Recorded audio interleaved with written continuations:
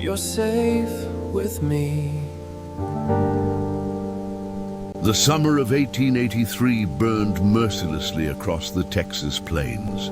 The ground had split wide under the August sun, and even the wind seemed too weary to move. The Carter Ranch, once a proud stretch of green life, now lay dry and lifeless. Its pastures turned to dust. Lanana stood in the doorway of the stable, her gaze fixed on the land that had raised her and was now betraying her. She could still see it as it once was, the grass so thick a calf could vanish in it. But those days were long gone. Her father, Thomas Carter, sat on the porch, his legs propped up on a worn stool. The break he'd suffered last winter had never healed right. Though only 53, he looked closer to 70, a man bowed under the weight of drought, debt, and too many losses. Water's running low in the east pasture, Lanana said as she climbed the porch steps. I moved 30 head closer to the creek. Thomas gave a slow nod. His eyes, once sharp as a hawk's, now carried only a dull, empty tiredness. The bank sent word yesterday, he said quietly. Courier came while you were out. Her stomach tightened. What did they say? 60 days. He pulled a folded letter from his pocket. We have to deliver 500 head to the railhead in Copper Springs by October 15th, or Wallace Tane forecloses on everything. The name struck her like a fist. Wallace Tane, the cattle baron who already owned half the county, had been circling their ranch for years, waiting for them to fall. 500. Her voice stayed steady, but her heart hammered in her chest. We've got maybe 400, and half of them can barely stand. I know. Thomas's hands trembled as he folded the letter again. No crew's going to sign on for a drive, led by a crippled rancher and his daughter. Lanana turned away, her eyes following the horizon where the dust met the pale sky. Her mother had died bringing her baby brother into the world, and the boy hadn't survived his third winter. Since then, it had been just her and her father, fighting to keep what little they had. We'll need at least 20 men for a drive like this, she said quietly. And even if we find them, Wallace Tane won't let us make it easy, Father. Thomas's question hung heavy in the air. What do we do? Elenina didn't answer right away. She stepped quietly into the small bedroom that had once belonged to her brother Edmund. His shirt still hung neatly on the wall, his boots still lined up beside the bed, silent ghosts of a boy who never had the chance to grow up. That night, while her father slept, she sat alone at the kitchen table beneath the flickering glow of a kerosene lamp. Her mother's old shears lay before her. For a long moment she just stared at them. Then she picked them up, drew a deep breath, and began to cut. Strands of long dark hair fell soundlessly to the floor. When she looked up again, the reflection in the window showed a stranger, lean, sharp-featured, unyielding.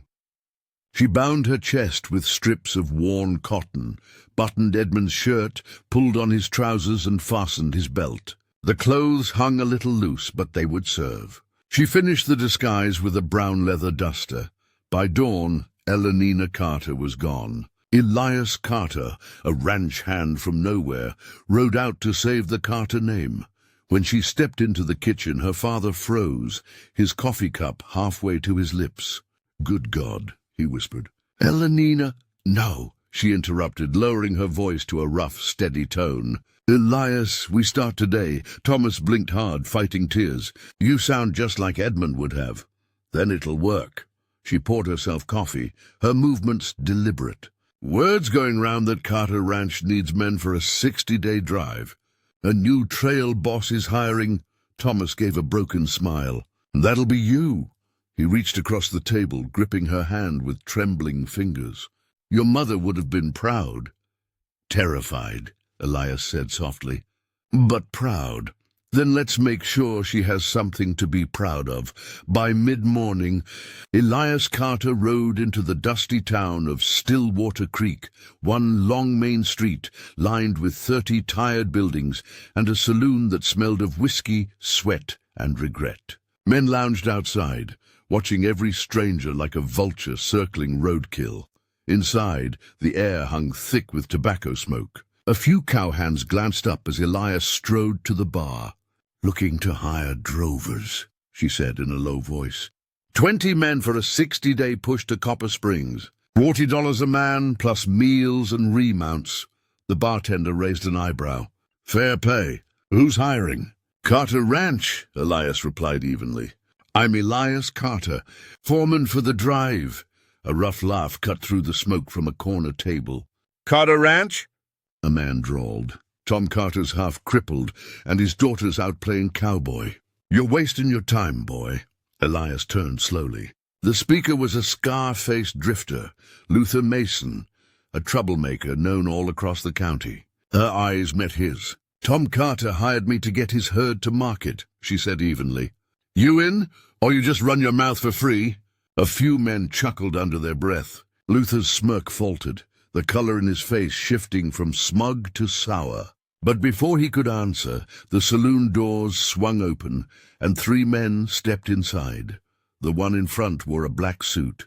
The silver chain of his watch gleamed faintly in the dim saloon light. His boots were polished, an insult in a place where most men's souls were dust and mud. 2 men stood behind him, broad-shouldered and silent. The unmistakable shape of hired guns. "Spencer Taine," the bartender muttered, and the entire room fell quiet. The newcomer's sharp eyes swept across the crowd, finally settling on Elias. "I heard someone mention the Carter Ranch," he said, his voice smooth, educated and calm, the kind that didn't belong out here. "That's the outfit trying to scrape together a cattle drive before the bank takes it, isn't it?" "That's the one," Elias replied evenly. "Offering honest pay for honest work." Spencer smiled faintly. "My uncle has a financial interest in that ranch. He's asked me to oversee the drive, to ensure everything proceeds fairly." Every man in the room understood exactly what that meant. Wallace Taine, the ruthless cattle baron, wanted to see the Carters fail, and now he'd sent his nephew to make sure of it. "You've no right to interfere," Elias said, voice steady as stone. "My uncle holds the note," Spencer countered. "I have every right to protect his investment. I'll be joining your drive as an observer. Unless you object." Elias met his gaze coldly. "Observers don't get paid." "I'm not asking for pay." "Then stay out of my way." Without waiting for an answer, she turned back to the bartender. "Spread the word. Carter Ranch is hiring. $40, meals and horses. We ride in 3 days." She walked out, every pair of eyes following her, burning holes in her back. Behind her, Spencer Taine said something low that made Luther Mason laugh. She didn't catch the words, but she didn't need to. Outside, the heat shimmered off the earth. Elias mounted her horse and rode toward the horizon, the sun beating down, the sky endless and merciless. 3 days. That was all she had. To gather the men, sort the herd, and prepare for a drive where one mistake could destroy everything. And now she'd have a Taine watching her every move. But Elias Carter had made up her mind. Whatever it took, disguise, danger, or deceit, she would save her family's land or die trying. When the sun rose white over the plains, the Carter herd began to move. 500 head of thin, restless cattle pushed through choking dust that rose like smoke. 17 hired men rode alongside, rough hands chasing pay, not loyalty. At the head rode Elias Carter, short, dark hair tucked beneath a wide-brimmed hat, voice low and gravelled, her presence sharp and commanding. Behind her rode Spencer Taine on a blood-bay mare, elegant even in the grit and heat. His clothes were too fine, his calm too steady, his eyes missing nothing. Elias ignored him, focusing on the rhythm of the drive. Every mile mattered. Every mistake could mean ruin. By noon, Spencer urged his horse forward until he rode beside her. "We're drifting too far east," he said mildly. "We're angling toward water," Elias replied. "There's a creek 15 miles ahead. The herd needs to drink before nightfall." "There's water 12 miles northwest," Spencer countered. "Closer to the main trail. The main trail is where your uncle's men will be watching." Spencer's brow lifted slightly. "You don't trust me." "I don't trust your uncle." He smiled, adjusting his hat against the glare. "Fair enough, but if we're to spend 60 days together, we might as well be civil." "Civility doesn't move cattle," she said flatly. "Hard work does. If you want to be useful, ride drag." She spurred her horse forward, ending the conversation. But she could still feel his gaze on her back. Calm, calculating, unreadable. That night, they made camp in a shallow hollow between the hills. The men built fires, ate beans and bacon, and watched the cattle settle under the stars. Elias sat apart, cleaning her rifle, checking her gear. Luther Mason approached, carrying 2 tin cups of coffee. "You did good today," he said. "Men are talking, but they ain't complaining." "They will when water runs short," Elias replied quietly. "Maybe by then we'll be too far along to quit." Luther grinned. "You're smart, keeping us moving fast." She gave a small nod. "Fast is the only way we make it." Across the camp, Spencer sat by his own fire, writing in a small leather-bound journal. The light flickered over his face, calm and unreadable. Elias watched him from the shadows, uneasy. Was he taking notes for his uncle, or for something else entirely? By the 10th day, the drive had settled into rhythm. Wake before dawn, move the herd, rest, repeat. The rhythm of survival. The land was growing meaner, hills rising into jagged ridges, gullies yawning wide enough to swallow a cow whole if a rider blinked. That afternoon, black clouds gathered over the plains, swollen with rain and flashing with distant lightning. Elias felt her gut tighten. "Storm's coming," Luther warned. "There's a box canyon 3 miles ahead," she shouted over the rising wind. "We'll hold the herd there." The first drops came like pebbles, then sheets of rain hammered down. Thunder split the sky. The herd panicked, bawling and surging, half-crazed with fear. Elias rode hard, cutting through the chaos, shouting commands until her voice was raw. By the time they reached the canyon, the storm was raging, rain slamming like stones, wind howling through the cliffs. She counted quickly as the cattle pushed in. 482. 18 missing. "Forget 'em," Luther yelled. "We'll never find 'em in this. We can't afford to lose 18 head. Before he could stop her, Elias wheeled her horse around. "Stay with the herd. I'll bring them in." She vanished into the storm, rain slicing her face, lightning clawing across the sky. The ground was slick, the air alive with thunder. She found the first strays, huddled in a narrow ravine. 5 terrified cattle pressed tight together. She circled them, shouting, driving them toward safety. Then a figure appeared through the sheets of rain. Another rider. "Spencer!" she called. "What the hell are you doing?" He shouted back through the wind. "My job. Not without me." They worked side by side, forcing the cattle through the mud, pushing inch by inch toward the canyon. Rain poured from their hats, horses snorting, muscles straining. When they finally reached shelter, Elias's hands were numb, and her horse trembled with exhaustion. Spencer swung down from his saddle. "You're reckless," he said over the rain. "I saved 18 head. You nearly got yourself killed." "But I didn't." She turned away, but his hand caught her arm. "People die on these drives every year," he said quietly. "You don't have to prove you're one of them.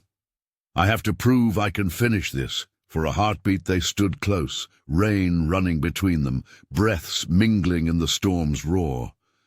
Then Elias pulled free. "See to the men," she said. "I'll check the count." By morning the storm had passed.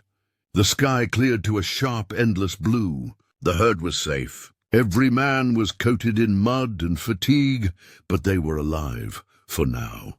The days that followed brought no rest. The land grew crueler. The men spoke less. Elias kept watch, for weakness in cattle, for cracks in her crew, for the constant shadow of Spencer's eyes on her. On the 18th day, trouble came. They were crossing a narrow mountain pass when a longhorn bull at the front stopped dead, refusing to move. The herd bunched up behind him, restless and snorting. "Keep them steady," Elias called, riding forward. The bull turned, head low, horns gleaming like blades. Luther threw his rope, missed, and cursed. The bull lunged, scattering the horses. Panic and dust exploded through the pass. "Back off!" Elias shouted. "Let him come." Too late. The herd broke, pressing against the rock walls, wild with fear. Spencer rode up beside her. "We need to force him through. If we push, he'll gore someone. If we don't, we lose the herd." She hesitated for just a heartbeat. "All right. You and Luther flank him. I'll drive him forward." They moved as one. The bull spun furious, hooves tearing the ground. Elias rode straight at him, snapping her rope across his flank. The beast bellowed, then charged, crashing through the pass. The herd followed in a rush of thunder and dust. But as they broke through, the bull veered sharply, slamming into an old wooden fence. Rotten rails gave way, snapping loose and rolling down the slope. Elias's horse stumbled. She hit the ground hard, the breath ripped from her lungs. A heavy rail crashed across her waist, pinning her where she fell. Pain exploded through her ribs. "Don't move!" Spencer's voice cut through the roar of chaos. He ran to her, heaved the broken rail aside, and helped her sit up. "I'm fine," she gasped, trying to catch her breath. He reached to steady her, his hands brushing her waist, and then froze. Beneath the soaked fabric of her shirt, he felt the tight cotton bindings. His eyes widened. "I'm hurt," she interrupted quickly, forcing herself to stand. "I just need to check my horse," but Spencer caught her arm, holding her still. Rain and dust clung to them both, faces only inches apart. "How long?" he asked quietly. She hesitated, then said, "Long enough. I'm Elenina Carter, Thomas Carter's daughter. The ranch is mine. If you tell anyone, I lose everything." For a long moment neither spoke. Only the bawling cattle and the soft hiss of the rain filled the silence. Then Spencer exhaled slowly. "Elenina," he said, tasting the name. "You've been riding beside me for 3 weeks, and I never saw it. I should have known. Now you do," she said sharply, eyes hard. "And you'll keep it to yourself." Spencer's expression softened. "Your secret's safe with me." She searched his face. "Why?" "Because you've done what no man here could," he said simply. "You've kept 500 head moving across 200 miles of hell. You deserve to finish what you started." She turned to walk away, but he caught her hand, not rough, just steady. "Be careful," he said softly. That night the campfire burned low. Elenina sat at its edge, watching sparks drift into the dark. Spencer approached quietly, his coat slung over one shoulder. "You should rest," he said. "So should you." "I can't," he admitted. "I keep thinking about you." His voice was low, unguarded. "Knowing the truth doesn't change the respect I have for you, but it changes everything else." "Spencer," she murmured. "Tell me to walk away," he said. "I will. But don't tell me this isn't real." She couldn't. The air between them was charged, hotter than the fire itself. When he reached up and touched her face, gentle, uncertain, she didn't pull away. The kiss came sudden, fierce, and quiet, the release of weeks of tension and unspoken need. For the first time in her life, Elenina let herself stop pretending. For one night, she wasn't the rancher's daughter or a man in disguise, just a woman, alive, wanting free. When dawn came, she was Elias Carter again, hat low, voice steady, orders sharp. But Spencer's glance that morning said everything words couldn't. From that moment on, they were bound by more than duty, bound by a secret that could destroy them both. The morning after the storm, the Carter drive moved slower. The herd was jumpy, the men exhausted, the sky a heavy gray. Elias rode at the front as if nothing had changed. But everything had. Spencer's eyes found her often, steady, protective, filled with an understanding that pierced through any disguise she wore. 3 weeks later, the herd had crossed half the territory. The men obeyed her without question. Some respected her, others feared her. But no one dared challenge Elias Carter, not after she'd faced storms, bulls and near death like a hardened trail boss. Still, danger was closing in. That night, As campfires burned low, Owen Clark rode in fast from the rear. His horse lathered, eyes wild. "Riders behind us," he said. 4, maybe 5. "Been following since midday." Elenina's stomach knotted. "How far?" "Less than a mile," Owen answered. "Could be drifters," Luther muttered. "Or my uncle's men," Spencer said grimly. The camp went still. Elenina's jaw tightened. "Double the watch. No one sleeps deep tonight." When darkness fell, the rustlers came. 20 riders masked and shouting, guns blazing through the night. Elenina fired the first shot. Chaos erupted. Men scattered for cover. Horses screamed. The herd panicked. Cattle bursting from the corral and thundering into the night like a living avalanche. "Keep the cattle together," Elias shouted, riding straight into the gunfire. Spencer was at her shoulder in an instant. "Go, I'll hold them," he yelled. "Not without you," she shot back. He grinned through the smoke, then wheeled his mount toward the attackers and began firing as he rode. The fight felt endless, though it lasted under 15 minutes. When it ended, the cost was plain. 2 of their men lay dead, 4 wounded, and half the herd scattered into the dark. Spencer returned at dawn, clothes torn, face streaked with dirt and blood. "I brought back what I could," he said, voice low. "Maybe 250 head." Elias sank to her knees in the dust, the weight of it pressing at her chest. "That's half," she whispered. Luther limped over, a ragged line of blood staining his shoulder. "We still got cattle, boss," he said. "We can still make Copper Springs. 250 won't wipe out the debt," she said quietly. "Maybe not," Spencer answered, "but it's enough to prove you didn't quit." She looked up at him, at the man who should have been her enemy and had become her ally. Her heartbeat evened a little. "Then we finish it." For the next 2 weeks they rode like the wind, through rain, through dust, through an unending sun. They pushed the herd harder than any man on the drive thought possible. When the men's spirits broke, Elias held them together with grit and fire. When her strength faltered, Spencer rode beside her, steady and wordless, carrying a share of the burden she could not show. By the 58th day, the hills ahead flushed gold with morning light. At noon, they rolled into Copper Springs and the stockyard, tired, sunburned, crusted in dust. 243 cattle, not 500, but alive. Elias dismounted slowly, her legs trembling. "We made it," she said, voice small with relief. Spencer managed a tired smile. "Now comes the hard part." They didn't have long to wait. In the buyer's office, Wallace Tane sat waiting, his silver watch chain bright against his vest, arrogance settling over him like a cloak. "Miss Carter," he said smoothly. "Or should I say Mr. Carter?" Quite the performance. Riding the plains in trousers, pretending to be a man, scandalous. Elenina didn't flinch. "The contract said 500 head delivered by October 15th, she replied. "It said nothing about gender?" Tane leaned forward, voice snapping. "The agreement also required honesty. You deceived your crew and the bank. I'll see your land seized before sundown."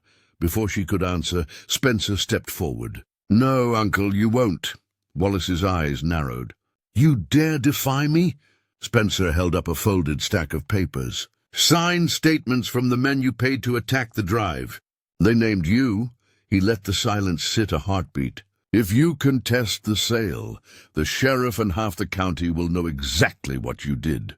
Color drained from Wallace Tane's face. He spluttered, fury turning to panic behind his eyes. "You ungrateful—" The room hummed with the sudden dangerous truth. Elias watched Tane's arrogance crack and felt, for a thin, bright second, the relief of another kind.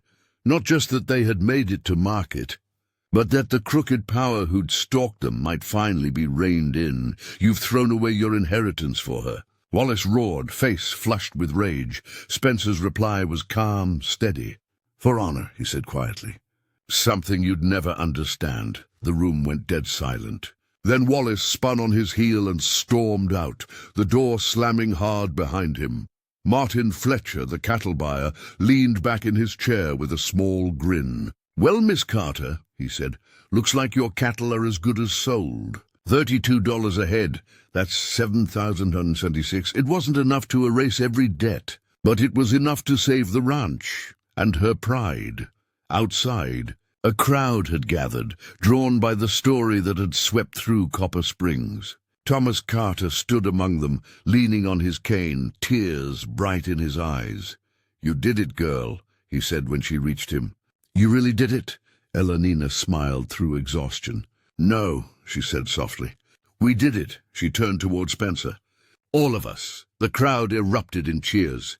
Wallace Tane disappeared down the street, his empire of intimidation already beginning to crumble under the weight of his own shame.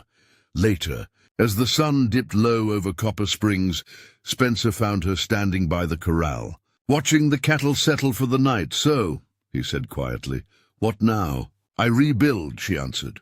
"The ranch, my father's health, everything." He tilted his head.